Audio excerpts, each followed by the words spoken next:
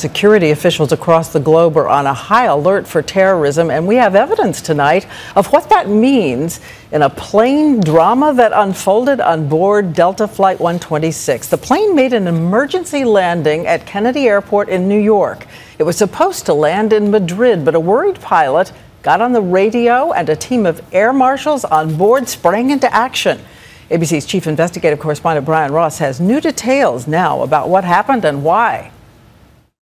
Here we got an emergency aircraft inbound. After an emergency landing at Kennedy Airport. Attention all emergency equipment.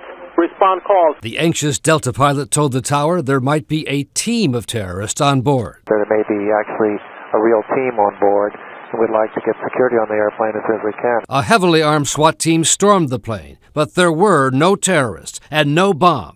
Just a terrifying start of a trip for more than 200 passengers heading for Madrid. The scariest thing was landing and seeing all of the emergency people. One miscue after another led to the scare.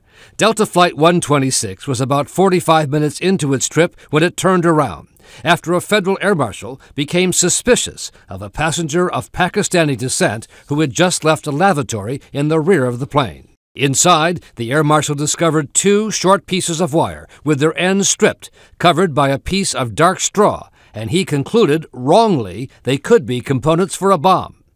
At the same time, a female passenger from Argentina began to have breathing difficulties, and other air marshals thought, wrongly, she could be a decoy. She's the one that is supposed to be the decoy that keeps looking at the gentleman that was playing with the possible explosive device in the lavatory. In the end, yet another false alarm in the air that had many in law enforcement questioning the judgment of the air marshals. I think reasonableness did not prevail on this flight, and crying wolf too many times will then not help you when you have a real crisis. Yet the air marshals are trained to react precisely as they did last night.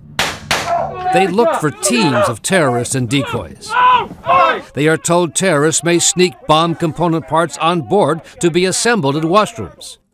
And they are also trained to shoot to kill if they think someone is about to detonate a bomb.